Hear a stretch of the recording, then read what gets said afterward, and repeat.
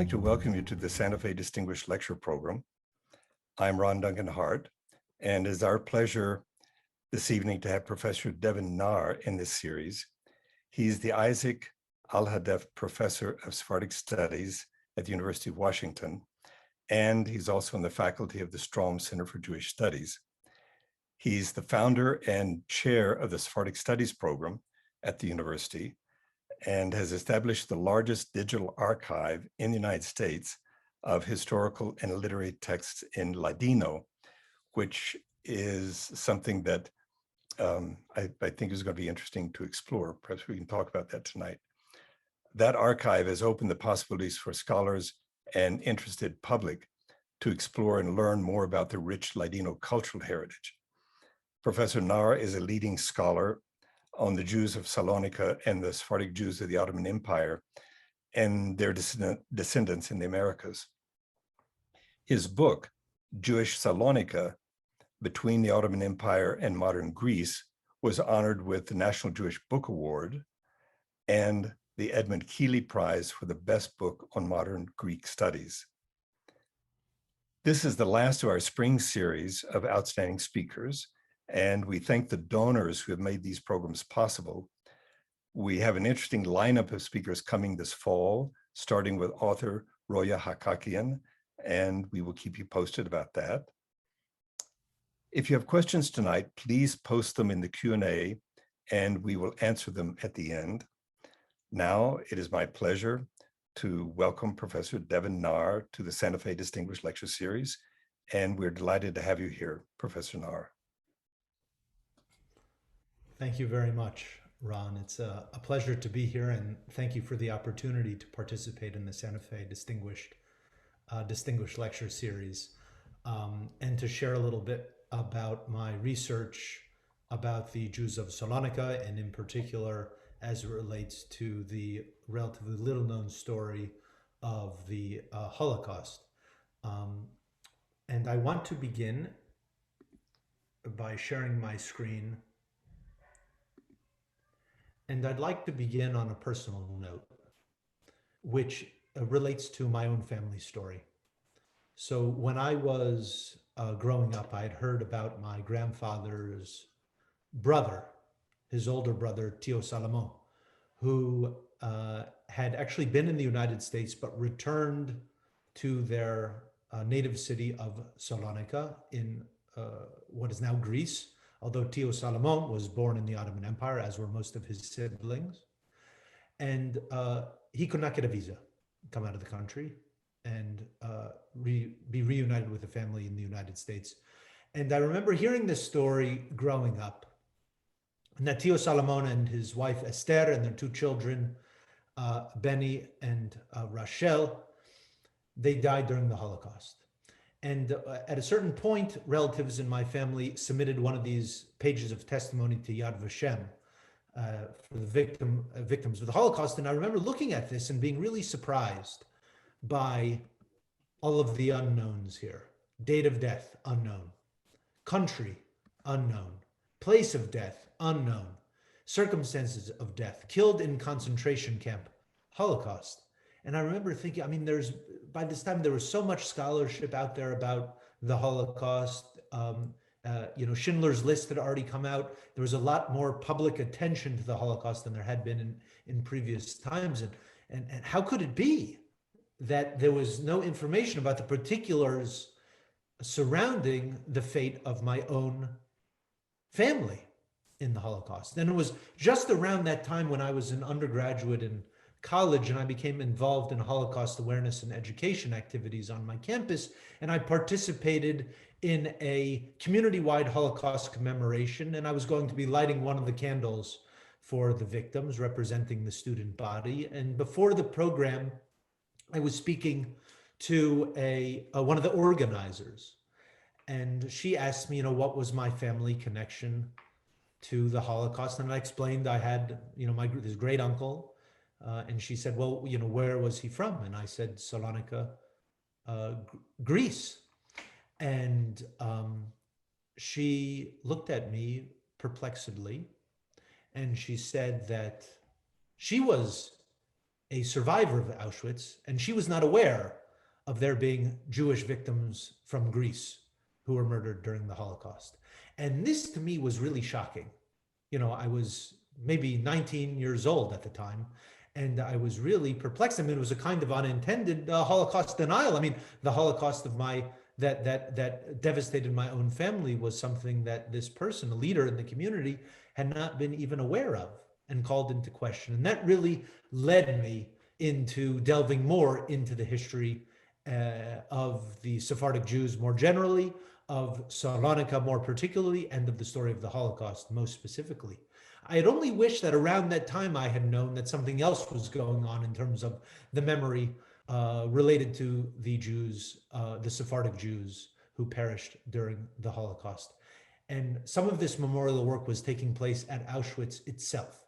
And for those of you who have visited Auschwitz, the Memorial Museum there, you may be familiar with these plaques. There are about 20 plaques that have been installed at Auschwitz-Birkenau, mostly in the 1960s, in all of the languages of the victims of the Holocaust. There was one language that was not initially included among the 19 plaques installed in the 1960s.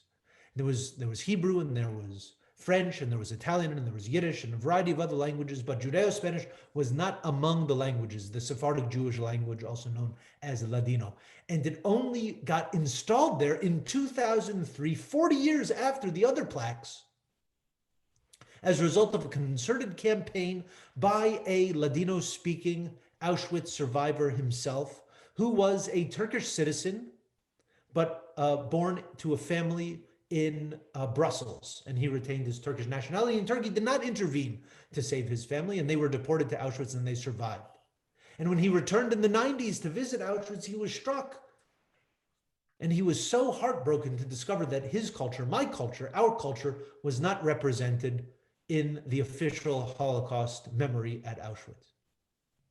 So this transformation of expanding the boundary, expanding the purview of what we understand to be the Holocaust, it's not only Yiddish culture that was decimated by the Holocaust, but also Ladino-speaking culture. It was not only Western, Central, and Eastern Europe, but also Southeastern Europe and the Mediterranean world. Those Jewish communities were also decimated by the Holocaust. But if we think about our framing of the Holocaust, we do not think about the geographies, the territories of the former Ottoman Empire, the Balkans, North Africa, Turkey, and the Middle East as part of the story of the Holocaust. And you can even see here at the US Holocaust Museum, the framing of this map alone literally frames our narrative as a European narrative.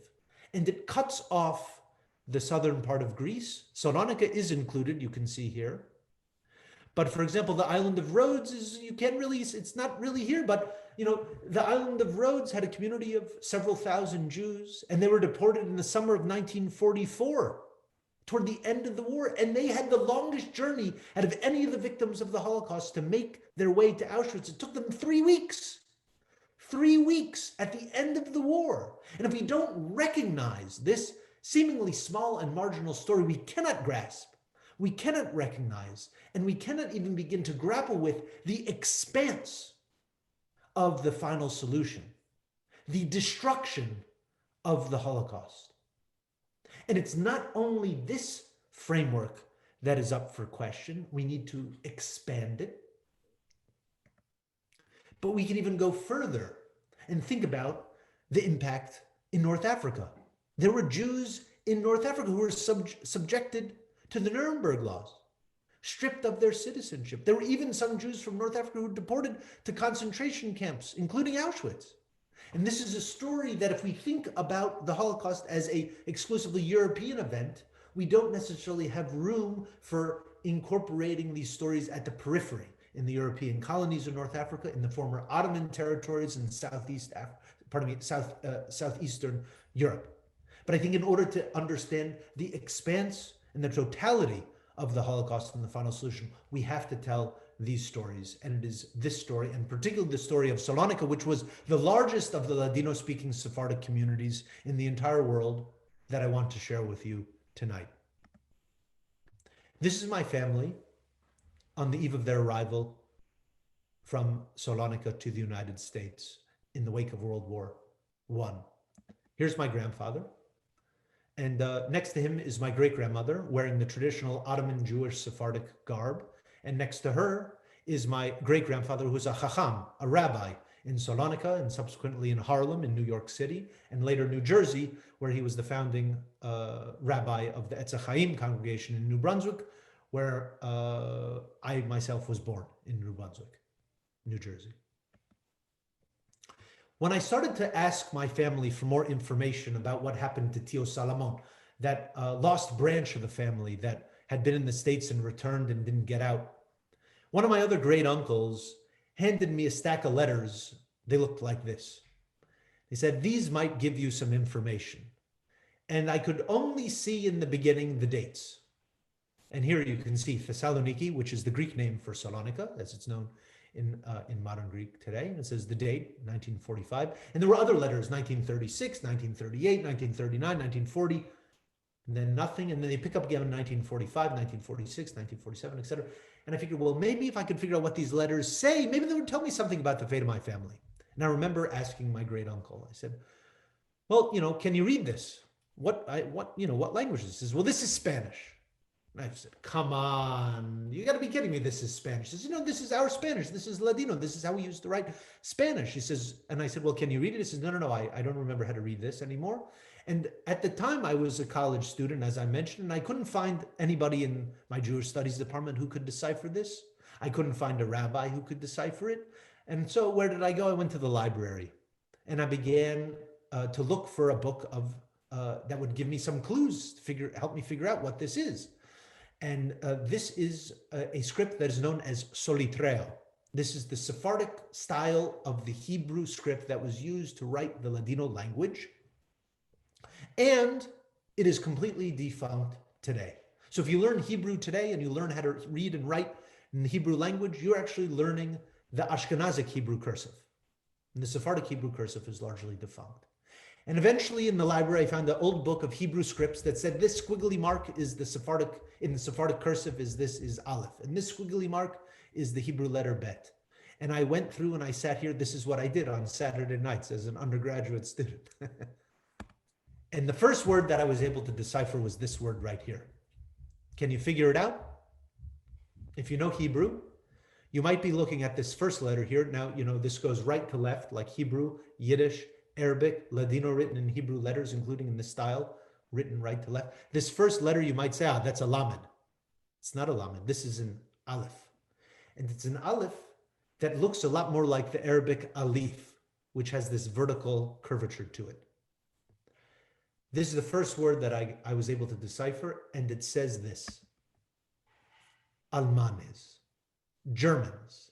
And I figured, okay, this document is talking to me about what I want to learn. And I figured I have to figure out what the rest of this document says, and I might be able to find out what happened to Tio Salomon. And the beginning of the letter, I give you right here. It says, Caro Chacham Benjamin, puede ser que se va a maravillar de recibir novedades de mi parte. Tenía intención de escribirle desde mucho tiempo, ama no tenía gana de verme a mí y no quise amargarle a él también. Veramente no sé cuál decirle en esta letra. Yo soy tanto harvado y triste que me trae mucho mal de recontar la tragedia muy fuerte que se abatió sobre nosotros. And this is written by a family friend who goes on to recount what happened to his own family as well as my family, my great uncle Salomon, during the war. What was Salonica? And I'll tell you what happens later. Salonica was home to the largest of the Sephardic Jewish communities in the world, as I mentioned, the Ladino-speaking Jewish communities. Right here, you can see it in the Balkans. This territory was all once part of the Ottoman Empire, where after 1492, those Jews who were expelled from Spain and later fleeing Portugal, Italy, and other places settled in the lands of the Ottoman Empire in Salonica, Istanbul, and other cities along the Aegean Sea. And Salonica became home to the largest of these communities. By the turn of the 20th century, about half the population, as it had been since the 16th century, were Ladino-speaking Sephardic Jews. And this was a very unusual dynamic in terms of the demographic strength of the community and also in terms of the cultural center. So if you are familiar with Jewish religious practice, if you've ever been to a Friday night Shabbat service, you are partaking and you are reciting liturgical poems that were produced by Jews who once called Salonica home. Lecha Dodi, for example, which welcomes in the Friday night Sabbath service, was composed by Shlomo Alkabetz, himself from Salonica. Or the Jewish Code of Law, the Shulchan Aruch by Yosef Karo, was largely composed doing research in the great libraries of the yeshivot of Salonica in the 16th century. That is a Jewish code of law that is a universal code of law, but it was composed in the Sephardic context of the Ottoman Empire. Jews played such an important role in the city in all strata. They were not only merchants and rabbis by the 20th century and lawyers and journalists, but they were also factory workers and pumpkin seed sellers, stevedores at the port that would unload the cargo that you would bring to the city by sea. Their role was so pronounced that the entire port even closed on Shabbat from Friday night to Saturday night. It was legendary. You could not conduct business in the city, so much so that the city gained the nickname the Shabbatopolis, the city of the Sabbath. It was also known as the Jerusalem of the Balkans. The dynamics of the city were dramatically transformed after more than 400 years of Ottoman rule. On the eve of World War I, there were another series of wars known as the Balkan Wars, during which ultimately Greece was able to capture the city from the Ottoman Empire, and the city's Jews would be irrevocably transformed. During World War I, which proceeded in the wake of the Balkan Wars, just a few years after the city came under Greek domination, the downtown was left in flames by a disastrous fire that left 70,000 of the city's residents homeless, over 50,000 of whom were Jews. The libraries, archives, yeshivot, schools, and over 30 synagogues were destroyed. And this was a devastating blow to this major Jewish community in the Mediterranean.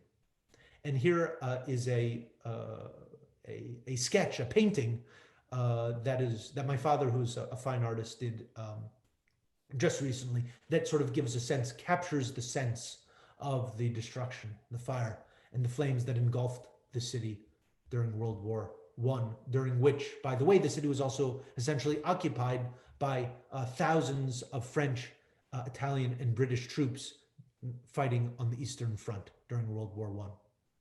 Now, in the wake of the war, the Jews of Salonica tried to adapt to their newfound context in modern Greece. Could you become also Greek while remaining Jewish? And what would that look like? And here I bring to you just one little example and an image that illustrates the multiple trajectories and the multiple affinities of Salonica's Jews on the eve of the world, the multiple identities that they could hold simultaneously without having a kind of an existential crisis. This is a greeting, a Jewish New Year's greeting postcard from a girls' orphanage, a Jewish girls' orphanage. And you can see here it says, Tisku leshanim rabot, may you merit many years. This is the Sephardic New Year's greeting custom for Rosh Hashanah. So it says, okay, we're Jewish. Here's our Sephardic New Year's greeting. Here's the name of the orphanage in Ladino, in Hebrew letters, Orfelinato de Ijas Mayera Boav. Here is the Magen David, the Star of David, which says Zion, and the year according to Hebrew calendar, 5687, which says, okay, we are Jewish, we are specifically Sephardic. This also happened to be an organization that was supported by a Zionist group in the city. So to say, we're also Zionist. It says here, but we're also Greek, and has in big letters the name of the orphanage in Greek. This is, and we're also European, has the name of the orphanage in French, which was literally the lingua franca, the universal language of European society at that time. And it says, it is localized in our specific place. We are connected to our city, Thessaloniki, it says here in Greece. And on the chalkboard, it says teacher and student in Greek and in Ladino in the special Sephardic Hebrew cursive I mentioned before, known as solitreo. And we can be all of these things at the same time with a teacher pointing out again the location. We are rooted and embedded in our city. She points with a ruler to no place other than Salonica.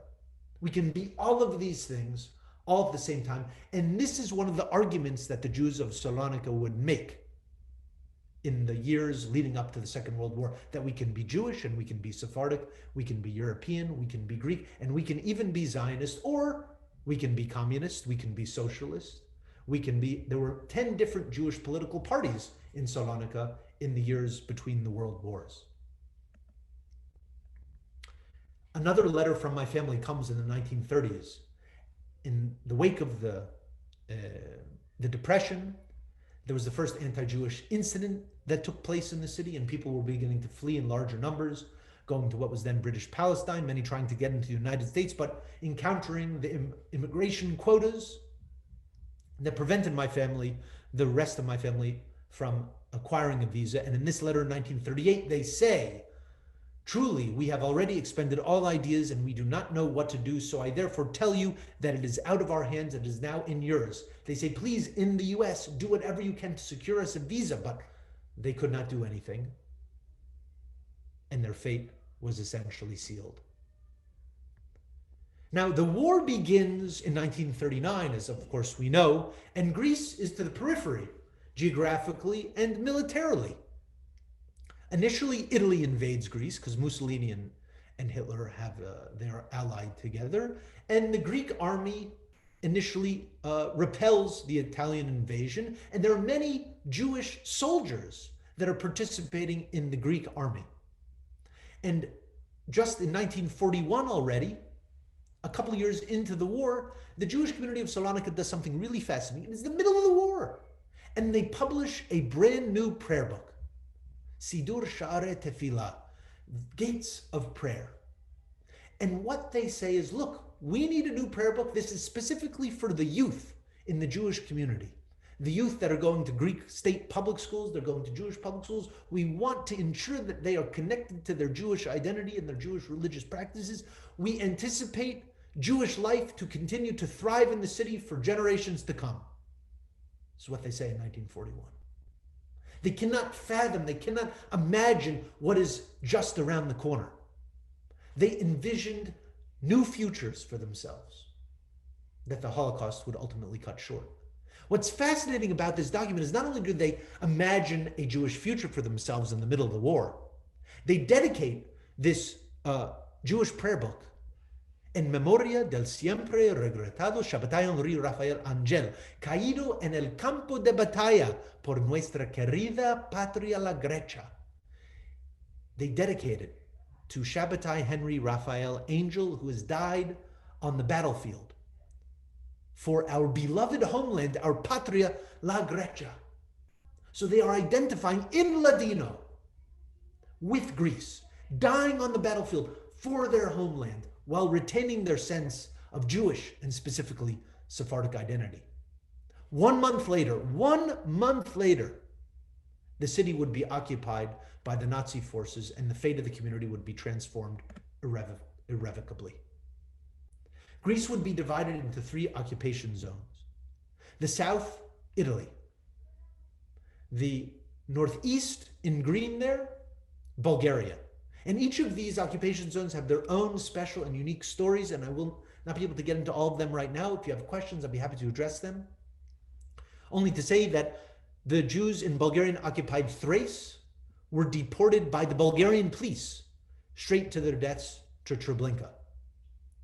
Rhodes had been an Italian colony since 1912, and their fate would follow those of elsewhere in Greece. And it would be this red part in the central north of Greece, Salonica. Most of the Jews in the country lived in Salonica, and it would be therefore the center of the Nazi occupation forces' interest and enterprise. And you can see here one of the first initiatives that the Nazi command undertakes is a kind of a demographic study to figure out where all the Jews in the city and in the country and where do they live. And you can see here 55,000 they estimate in Salonica by this time, and the next largest city was Corfu, and a few others, 3,000. So Salonica, there are more Jews in Salonica than all of the other towns in Greece combined. There are about 20 Jewish communities in Greece. Many of them were Ladino speaking. A few were Greek speaking Romaniot Jewish communities that trace their lineage to the Roman era. And that's why they have the title Romaniot Jews, but they're also Ashkenazi Jews. Greece was a space of transit and migration. So there were Jews of all different varieties living in the country on the eve of the war. The first major anti-Jewish act that takes place comes one Shabbat day in July of 1942, when the able-bodied Jewish men are rounded up in the center of the city at Liberty Square, which is, by the way, the place where the Constitution for the Ottoman Empire had been proclaimed in 1908. That same space that had ushered in liberty, fraternity, and equality into the entirety of the Ottoman realm now would be the site of the revocation of the civil and political rights of Salonica's Jews. They would be rounded up and they would be sent outside of the city to work on munitions and forced labor on behalf of the German occupation forces. Meanwhile, and this is from the Jewish lawyer I bring you here, the Aryan Greek population was satisfied by the dispossession of the Jews in the city. And this is going to be a very key component. We need to understand in all of the stories that we study about the Holocaust, the local context is unquestionably essential. Essential. And this leads us to understanding one of the major transformations in the city that would take place under the German occupation, and that has to do with the fate of the Jewish cemetery. Now, remember I mentioned there was that big fire in 1917? Well, what happened in the wake of the fire was that the city expanded outside of its old historic ancient walls, and outside of that old city, there had been the Jewish cemetery. And now by the 1940s, that Jewish cemetery was no longer on the outskirts of the city, but was now the new geographic center of what was supposed to be a Greek city. This is, of course, an era of nationalism more generally. And since Greece took control of the city of Salonika, they sought to impose a nationalizing project of transforming what had been an Ottoman and Jewish city into a Greek city, a Greek Christian city, a Greek-speaking city. And in the center of what was supposed to be a Greek city now sat the Jewish cemetery. And it was not just any Jewish cemetery. This was the largest Jewish cemetery in all of Europe. It was the size of 80 football fields. It had 350,000 graves, some dating to the Roman era, but most of which were after 1492. And this building you see right here is the philosophy building of the University of Salonika that was established in the 1920s. And since that time forward, the university sought to expand its campus. The municipality sought to expand its imprint on the city. The Chamber of Commerce sought to transform the economic profile of the city. This was coveted land, and the context of the German occupation provided an opportunity for the Greek Christian leaders of the city to execute a long-standing plan to Hellenize, to Greekify the city once and for all. You can see efforts underway to expropriate the Jewish cemetery began well before the war, 1936. Here's a headline in a Greek paper. An important issue for the city. The space of the Jewish monuments will be given as quickly as possible to the city and university, but the Jewish community remained strong, and they were able largely to delay most of the expropriation initiatives. But the context of the German occupation provided a backdoor way for the local Greek Christian leaders to fulfill a long-standing wish that they had had in terms of the urban transformation of the city. And you can get a sense here of how big this cemetery is. So here's the Aegean Sea. Here is the La Torre Blanca, Beaz Koulé, Lefkos Pyrgos, the White Tower, the main symbol of the city. And here is that initial university building. You can see how vast this cemetery is. So it is at the initiative of local Greek Christian leaders, under the guise and under the context of the German occupation, with the permission of the German authorities, that the municipality of Thessaloniki executes the dismantling of Europe's largest Jewish burial ground. Now, it's interesting, if you go to Berlin today, you will see a Jewish cemetery sitting in the center of the city. And in many parts of Europe, you will find Jewish cemeteries that survived the Second World War intact. The Nazis were not particularly concerned with the fate of relics of the Jewish dead. They were concerned with dealing with the Jewish living. And that's what also reveals the particularity of what transpired in Salonika itself.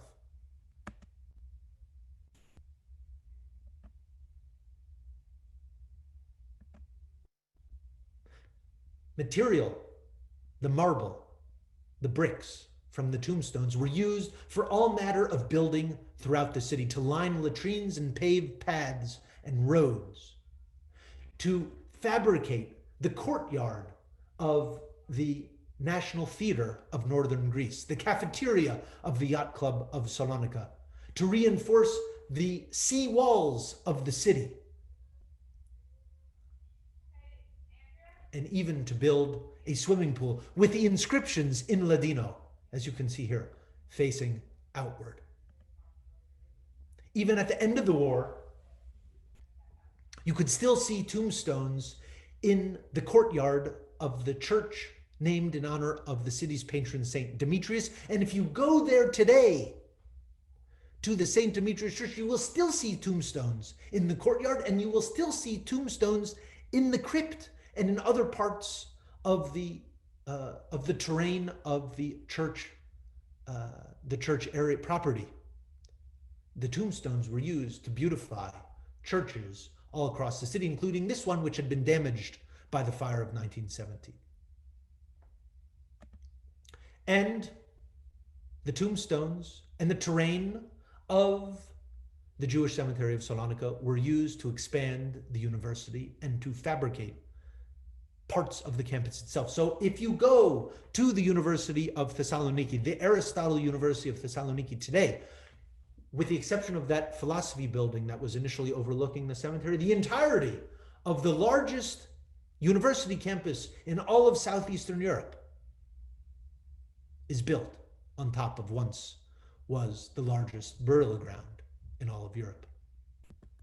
The fate of the Jewish dead anticipated was an omen of the fate of the Jewish living. And the particular dynamics that you are probably familiar with in other parts of Europe would play out here in Salonika too. Dispossession, ghettoization, the transfer of Jewish properties. We're talking about 15,000 Jewish homes and thousands of Jewish businesses were transferred under the aegis of the German occupation forces, but orchestrated by the Greek state. The best properties were given to the best collaborators. And again, you can go through the streets of Salonika. I could point out to you in the center of the city who collaborated and who received what property in exchange for their collaboration. And here we have a Jewish family in the ghetto of Salonika in the spring of 1943. And this could be essentially anywhere in Europe. They have the Yellow Star of David. What I find so striking about this family photo, the smiles of the two women in the bottom, because even still at such a late date, they do not yet recognize what fate lies in store for them. The deportations of the Jews from Salonika, orchestrated by the same Nazi officials who had just deported the Jews from Vienna, results in the transfer of about 20% of the entire city's population to Auschwitz-Birkenau over the course of the spring and into the summer of 1943. There was a group of privileged Jews, the Judenrat, and some who held Spanish nationality that had the privilege of being exempt from deportation to Auschwitz and instead were sent to Bergen-Belsen. In the family letters, I discovered that it was my great uncle and great aunt and their children who were on the second to last of these transports to Auschwitz, because Thieu Salomon was placed in charge of distributing milk and yogurt to the elderly and sick as they boarded the trains to Auschwitz. And for this reason, he and his family remained in the city nearly to the very end, seeing his community, the city in which his family had been embedded and rooted for nearly a half millennia, disappear before his very eyes.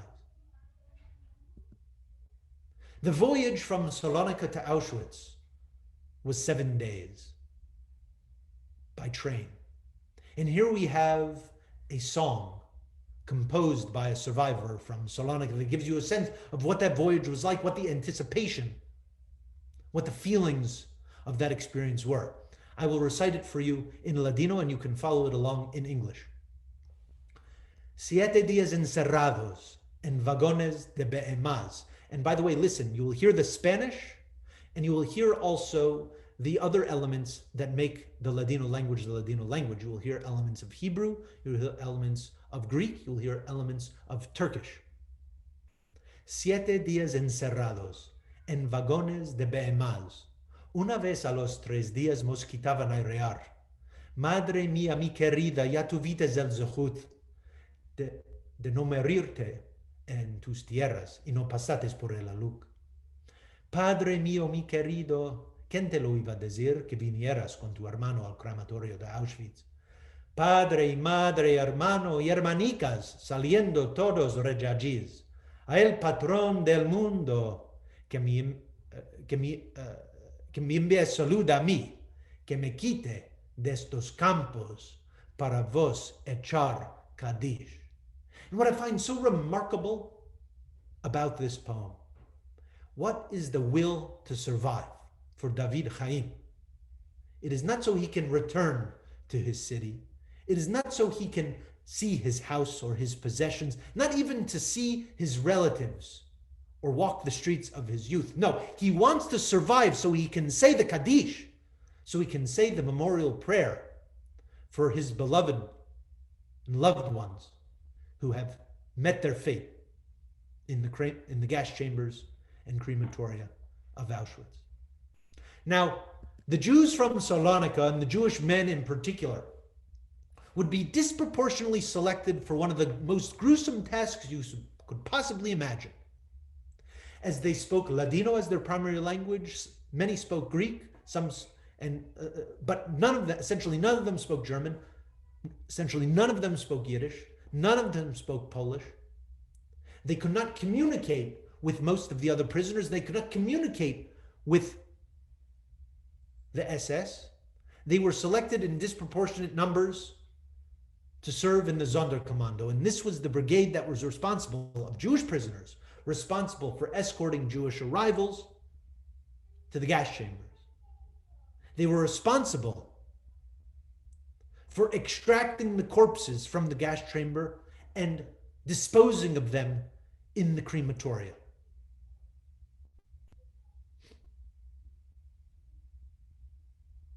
The Jews from Salonika who would participate in the Sonderkommando, and other Jews from Greece, including some who were war veterans, who had defended Greece against the Italian occupation, but were deported, and their Greek Christian neighbors essentially did not lift a finger to intervene, with the exception of the Archbishop in Athens, who protested against the deportation, but none of the leadership in Salonika protested against the deportation of their neighbors, their Jewish neighbors.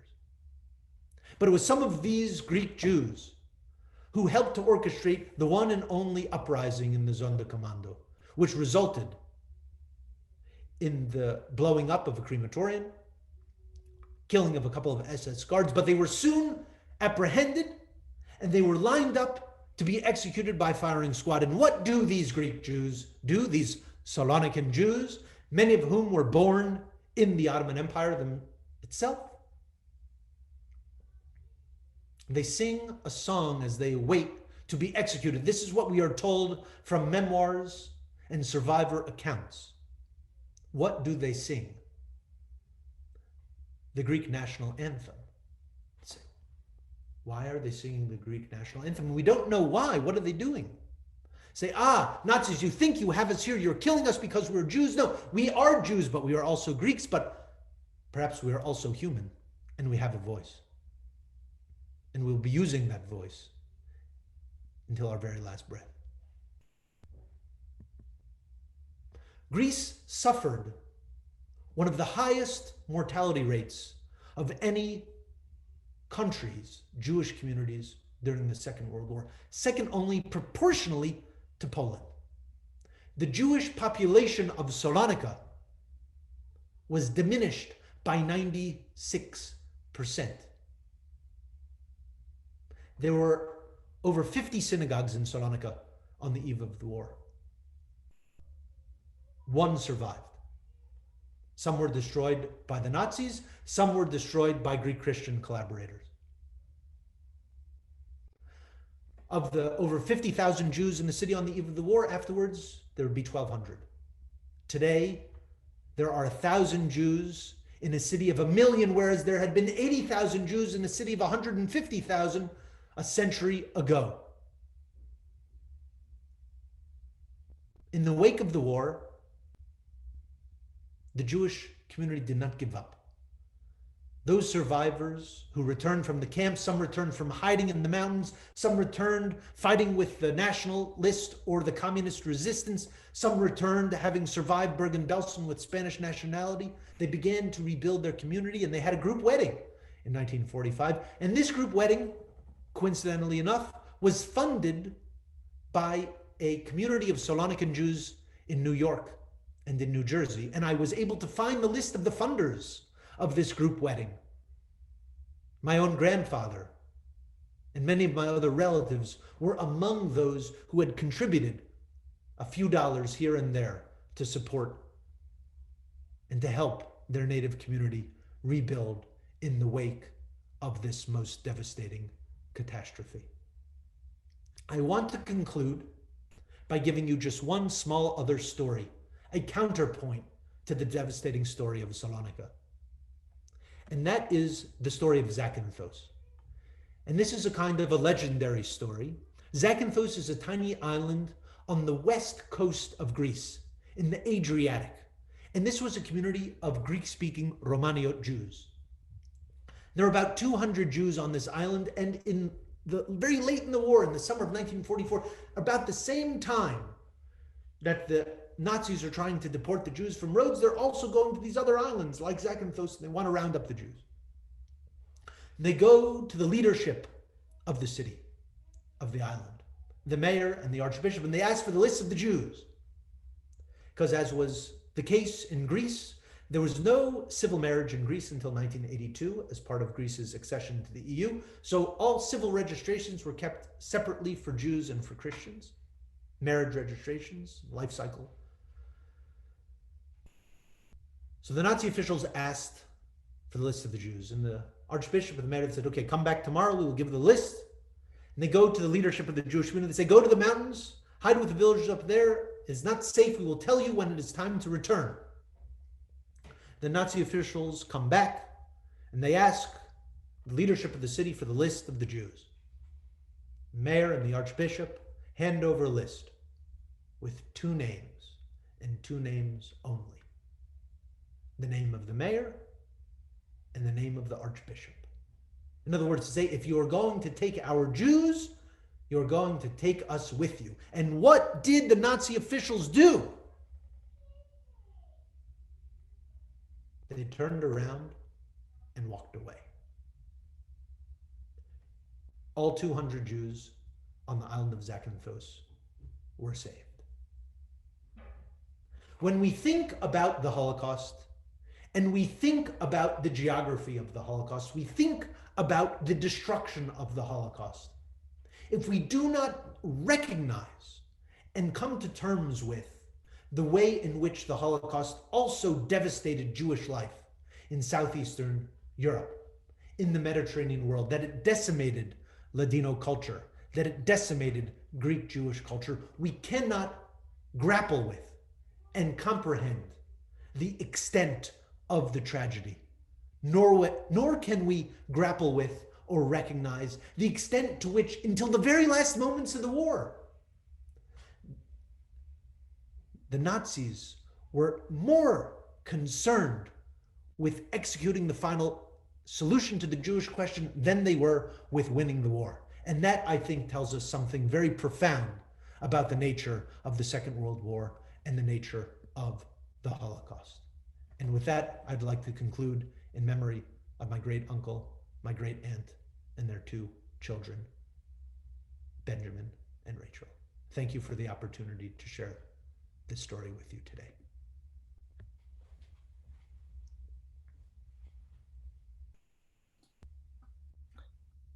Thank you. What a moving testimony you have given to us.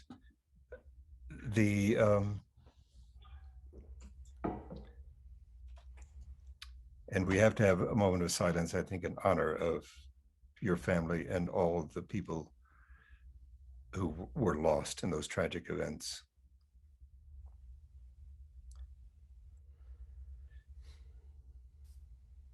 You know, the rich cultural heritage of Salonika is so important. And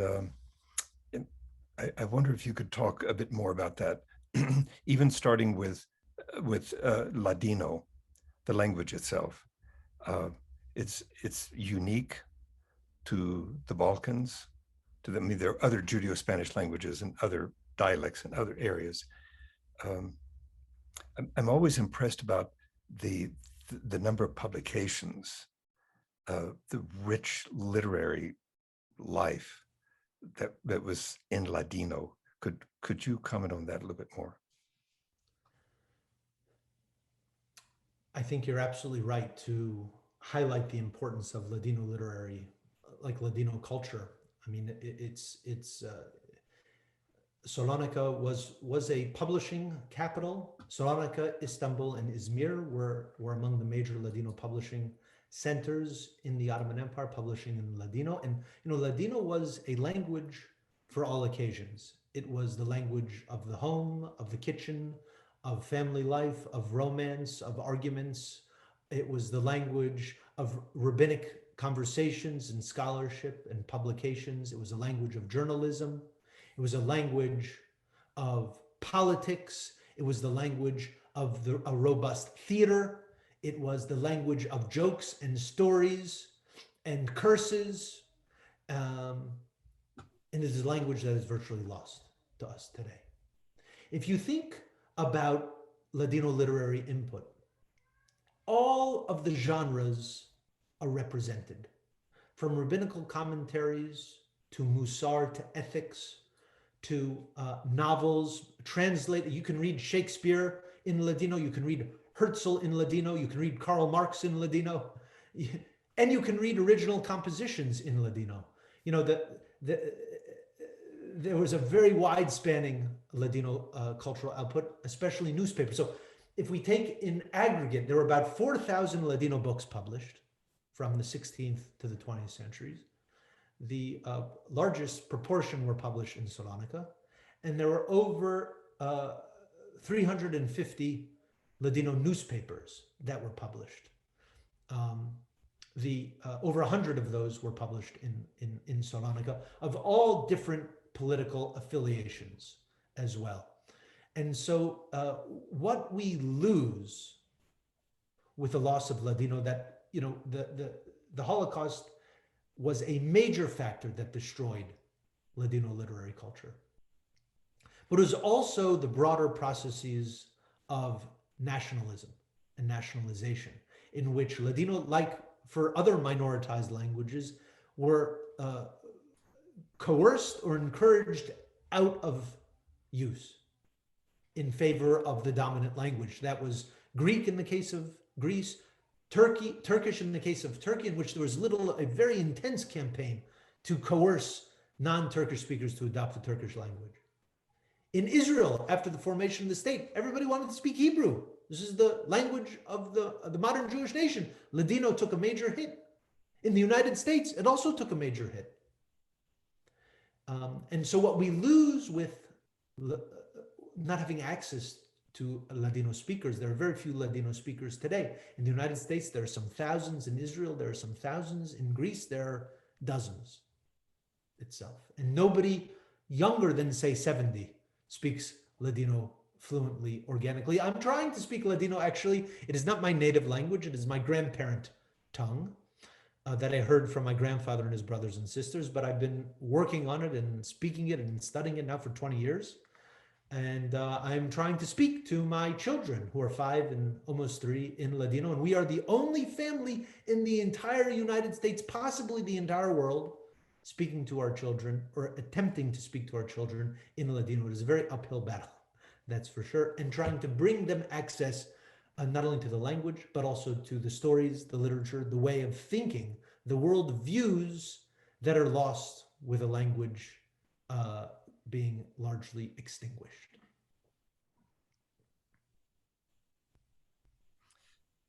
There's a question about finding the records for the Jewish community today from Salonica.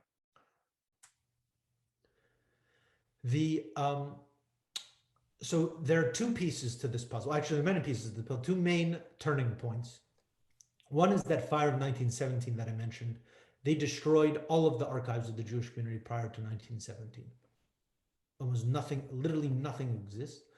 The archives that were reconstituted in the wake of the fire, including a very fascinating census that the Jewish community undertook in the wake of the fire to find out who was in the community, who had suffered from the fire, who needed assistance, listed 75,000 members of the Jewish community at the time.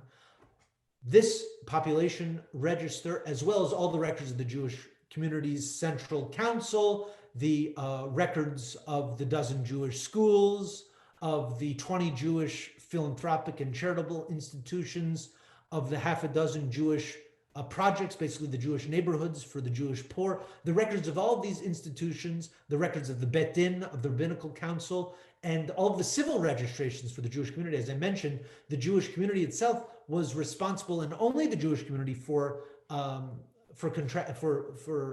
endorsing weddings and divorce and all of the kinds of civil documentation. The Jewish community was responsible for all that. The Nazis confiscated all of these records. One of the first acts that they undertook when they occupied the city was to confiscate the records, which would essentially disable the activities of the Jewish community, which could not function without its bureaucracy in a certain sense.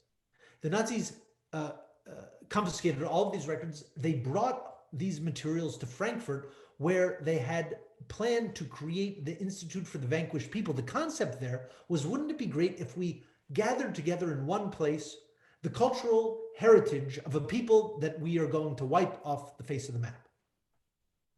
And that's where records from the Jewish communities of the Netherlands and France and Greece and all of the places that the Germans occupied wound up there.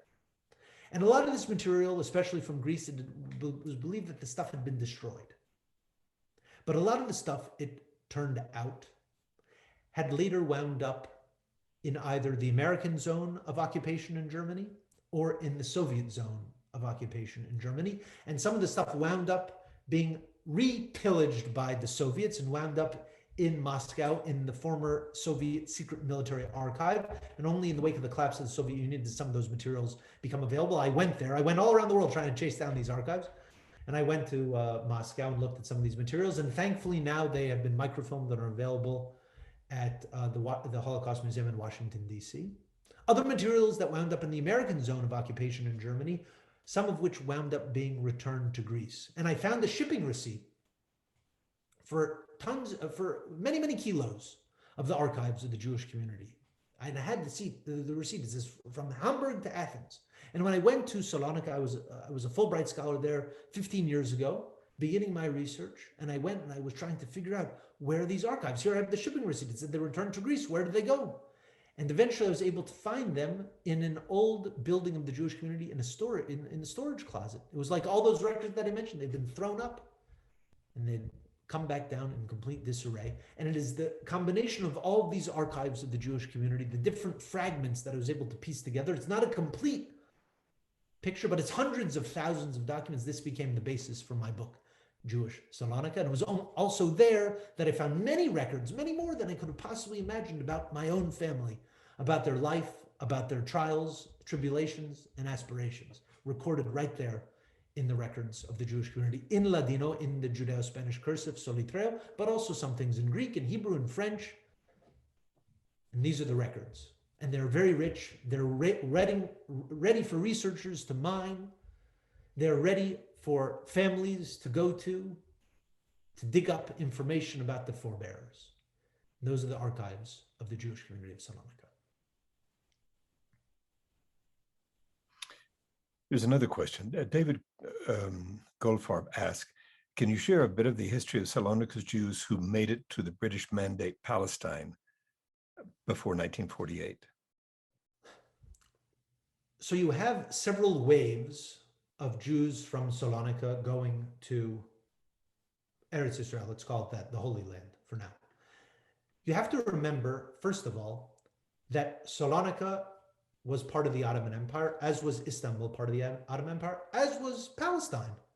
You know, Eretz Israel was part of the Ottoman Empire. So to go from Salonica to Jerusalem was to go from one province of your country to another province of your country.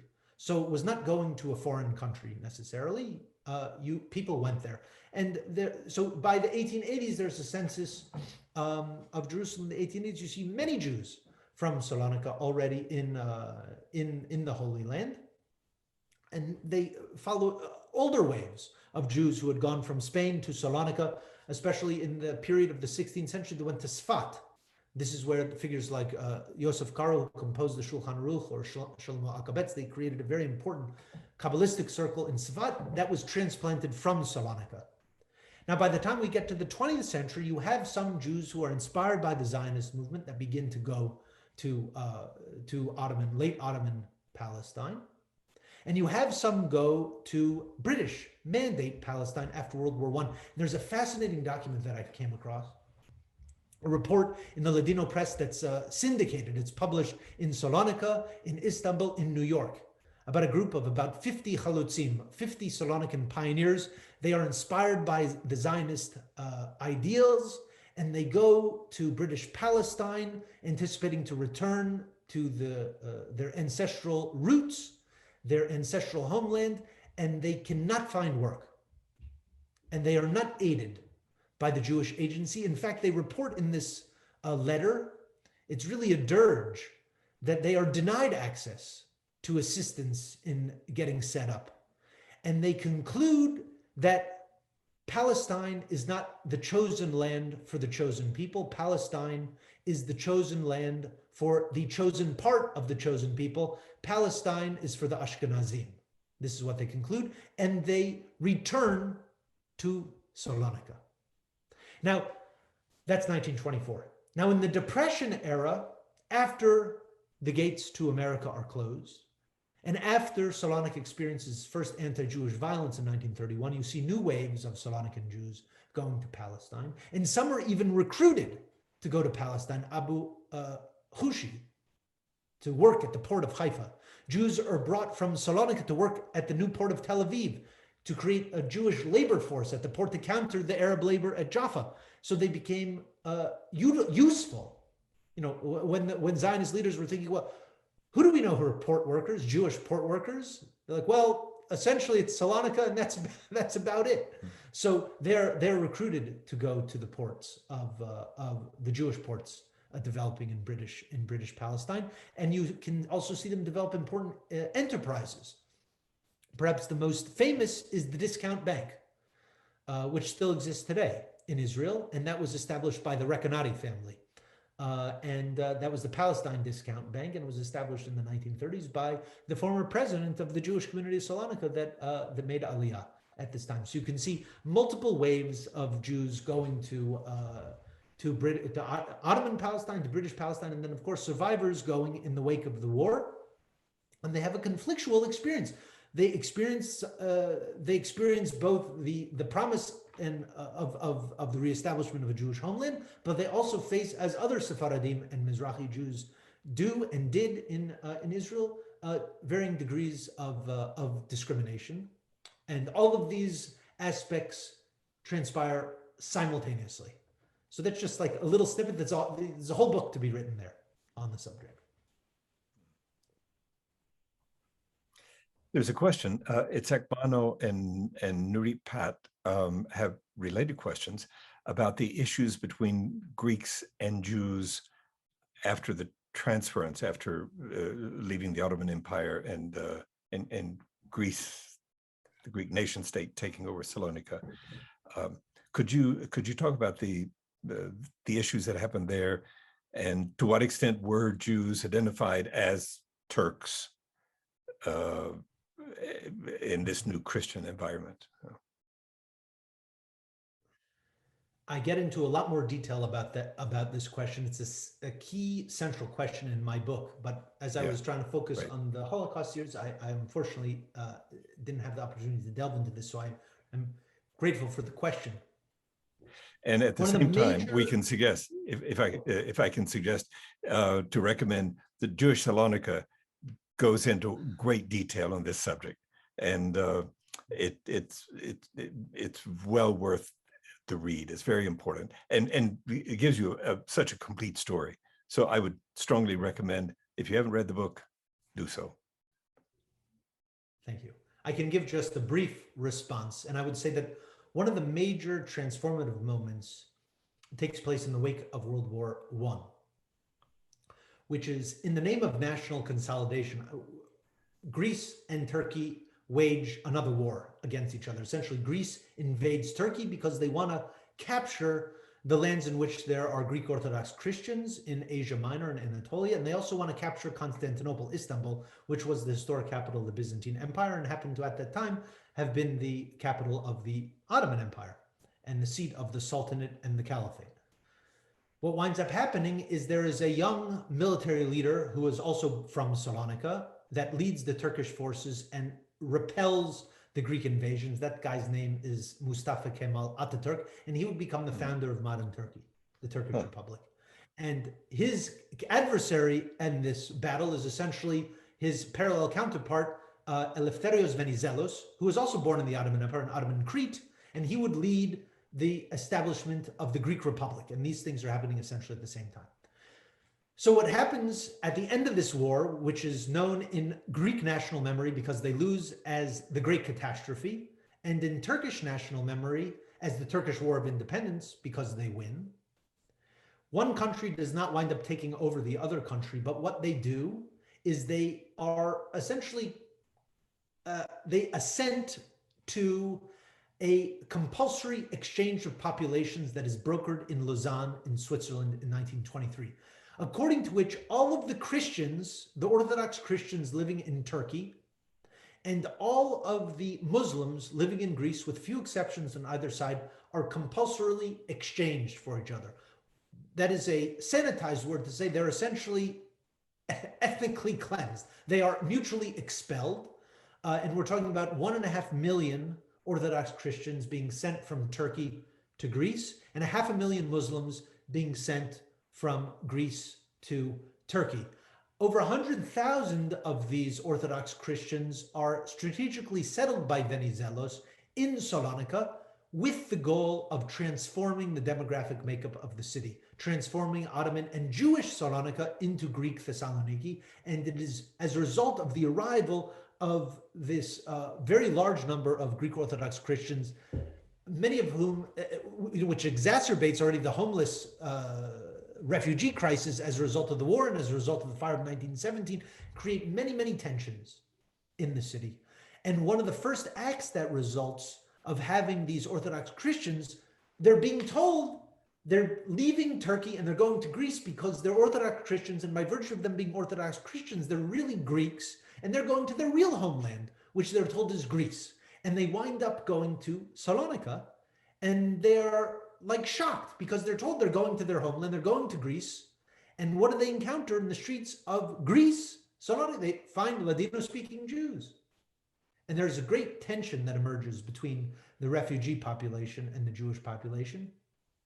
Competition at the port, competition economically, competition over what the nature of Greek national identity is. Is Orthodox Christianity going to be the root of Greek identity? Or is it going to be a civic or cultural identity in which Jews and Muslims and other non-Christians would also have access? This becomes an ongoing battle and debate. And one of the first results of this is that under pressure from the Orthodox Christian refugees in Salonika, the Greek state passes a new law in 1924, one of the first laws with the Republic of Greece, a compulsory Sunday closing law, which overturns the centuries-long custom in the city of Salonika observing the Jewish Sabbath as the day of rest. And this creates major tensions in the city. Jews, including not even necessarily observant Jews, but Jews who see a sense of this as attack against their Jewish identity, an attack against the Jewish imprint on the city, even launch a campaign of protest to the League of Nations on the grounds that this is a violation of the new treaties of the League of Nations, it's a violation of their minority rights. And what is the League of Nations rule? Sorry, can't help you, because it is not a violation of the letter of the law of the minority treaties. Now, if the Greek state had said, you must work on Shabbat, maybe we would intervene. But because they said you just can't work on Sunday, well, you actually have a choice whether you want to work on Shabbat or not. Whereas the lower middle class and the working class people are like, well, if I can't work on Sunday, I either have to violate Shabbat or I'm going to lose a day of business. I'm going to suffer even more. So this became a very big issue. And this led to people leaving, going to Palestine, British Palestine on the other time. And it would be among this same group of Greek Christian refugees that would instigate the first anti-Jewish riot, pogrom, in the history of Salonika's history in 1931. And it would be among those same refugees who would be pushing for Sunday closing, who would be orchestrating the pogrom against the Jews in 1931, that would number among the collaborators with the Nazis during the German occupation. So there is a thread that runs through that story. There is a question about a Holocaust museum in Salonika. Mm-hmm. There is currently a Jewish museum in Salonika that was established in 2003, and it is a lovely museum. It is where I worked there for a year, and I organized the archives that I located in Salonika and put together an exhibition. So if you want to go and see some of the originals of the archives, you can go to Salonika and see them there yourself. It also has a wonderful exhibit tracing the history of the city's Jewish presence from antiquity until today. Apostle Paul preached in Thessaloniki. Maybe if you're familiar with the New Testament, there's the letter of the Thessalonians. Well, that has to do with Thessaloniki already in the ancient times. So there's a very long history that's documented and represented in the Jewish city. In the Jewish Museum, and including, of course, the Holocaust. In the last number of years, the status of Jewish memory in the city has radically transformed, especially under the administration of the previous mayor, a guy by the name of Boutaris, who was the first leader of the city, essentially ever, to speak openly, not only about the Jewish history in the city, but also to acknowledge the role that local collaborators played in the destruction and uprooting of Jewish life in the city.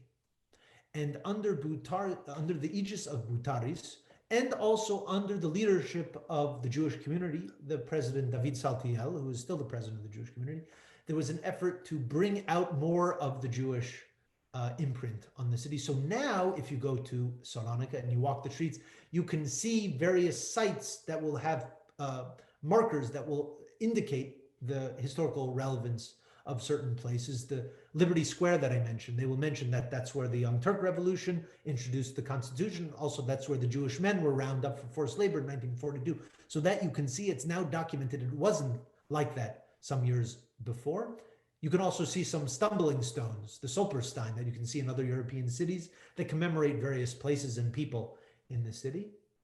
And the newest initiative that began to unfold while Boutaris was still in office was the establishment of a new Holocaust museum that would be separate from the Jewish Museum, which is downtown. This Holocaust museum would be sort of on the periphery of the city, next to the train tracks from which the Jews were deported to Auschwitz. And this is supposed to be a multi-million-dollar enterprise. that is funded in part by the European Union, in part by the German government through reparations, in part by an important Greek Christian philanthropic association, foundation, due to a variety of issues, financial concerns, and most recently, the pandemic. The plans for this Holocaust Museum have been delayed, but I am hopeful that this will be yet another important monument and marker of the important Jewish presence in the city's past and in its present. And I'm also very honored to have been appointed to the board of this new museum. So hopefully it will be coming underway in the not too distant future. Excellent, excellent. There's a question, Isaac Artenstein, whose family, the Nahmias family, migrated from Salonica to Mexico, and he's asking if you can comment on these migrations to Mexico and to Latin America, where the Sephardic population, much of it is coming from the old Ottoman Empire. No? That is true, especially after 1924, when the U.S. implemented its nationality quotas, the Immigration Restriction Act, that also prevented my great uncle and his family from coming to the United States. Many Jews began to go to South and Latin America, Mexico, Argentina, Brazil, Cuba, from Salonica and from other parts of the former Ottoman Empire. So like perhaps the most prominent person in the United States today of this origin is the new head of Homeland Security, right. Alejandro Mayorkas, whose grandfather was from Istanbul, and the family wound up in Cuba, and he was born in Cuba and came to the United States like when he was an infant. And so there were others who followed this trajectory from Salonica, Istanbul, Izmir, going to Mexico City. There was an important community of Salonican and other Ottoman origin Jews. One of my other great uncles-in-law also could not get a visa to come to the United States, so he wound up stowing away from Salonica to Istanbul, and then from Istanbul to Cuba, and then from Cuba to Mexico, where he entered the United States illegally, claiming to be Mexican by nationality, birth, and race. And he lived his entire life in the United States as a Mexican. I mean, that's what the US government thought, that he was Mexican. All the formal documentation I've seen of him in his immigration papers, in his naturalization documentation, in the census registrations, all of it says that he's Mexican, but he was a Salonican Jew born in the Ottoman Empire. The only document that says who he really was that I've seen, official document, was his death certificate.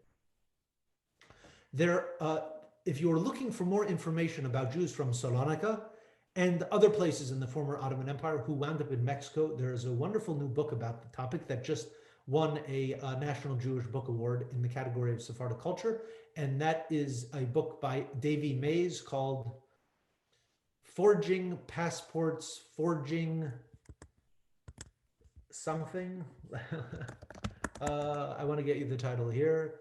It is Forging Ties, Forging Passports, Migration and the Modern Sephardic Diaspora. And that focuses on Sephardic Jews from the former Ottoman Empire, including Salonica, who wound up in, especially in Mexico. But Isaac, I'd be, please feel free to email me. I welcome, if we can't get your questions, you'd like to learn more, I'd be happy to share that with you. I also see, just wanted to follow up on another comment here. I see Megan Lewis from the Holocaust Museum is here. Thank you for joining us. I failed to wrap up that story by saying that all of the components of all of the pieces of the archives of the Jewish community of Salonica that have been identified to date, including the stuff that's in Greece, stuff that wound up in Moscow. There's another piece that wound up in Jerusalem, some stuff that wound up in New York, some stuff that wound up in other places. All of it has been microfilmed, and all of it is available at the Holocaust Museum in Washington, D.C. None of it is in English. So you only have to learn 6 or 7 languages to go through those archives.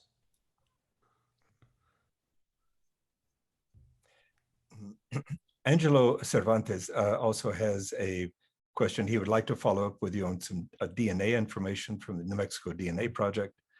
And he's left his email here. So there'd be a possibility to follow up on that perhaps. Please.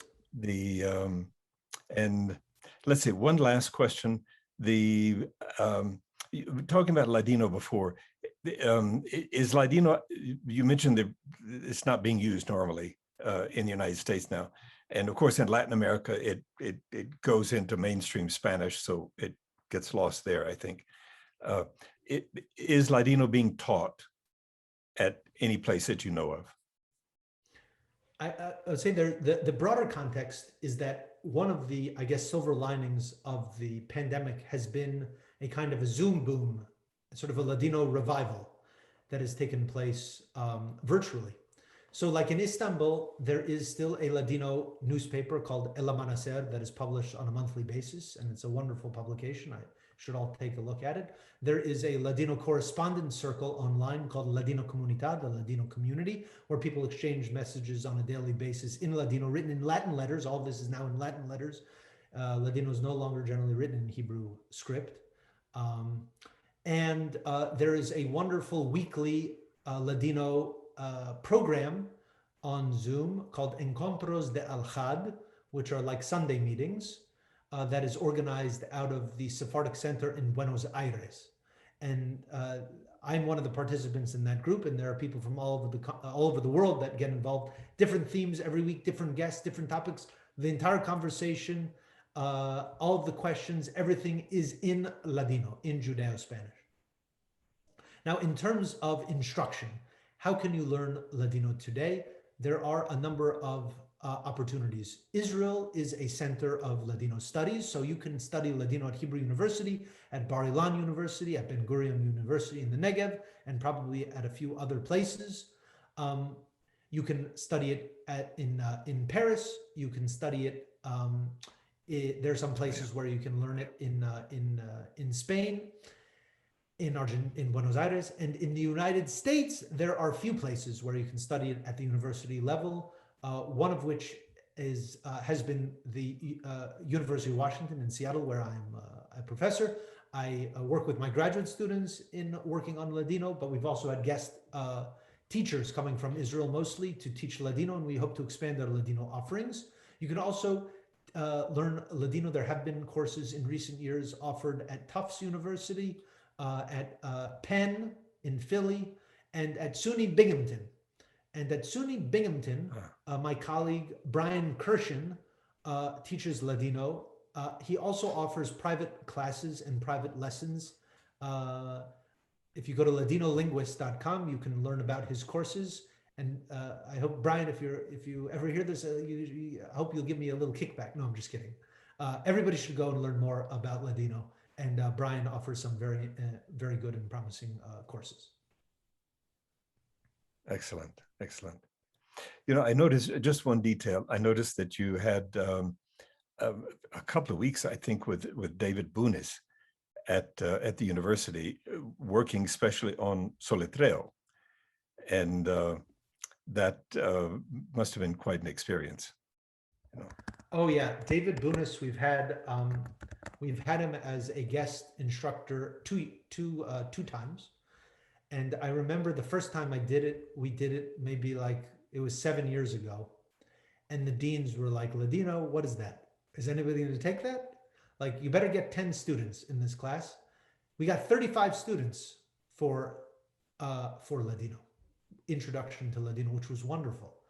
Why was it so wonderful? Because of the variety and diversity of students who are interested in learning the language. Because we had a few students of Sephardic background. Seattle is home to one of the largest Ladino origin speaking communities in the country. So we had a few of heritage people in the class, but we had a number of other students who came from interested in Jewish studies more generally, a number of people interested in Middle East studies or Turkish and Ottoman studies, and a number of people coming from Spanish or Portuguese or Romance languages, some of whom studied Spanish their whole lives, and they never heard about Judeo-Spanish or Ladino, and they were like, how come I never heard about this?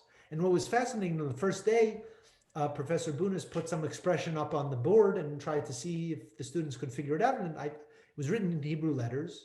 And so the person who knew Hebrew began to sound it out. And the person who knew Spanish began to make sense of some of the words.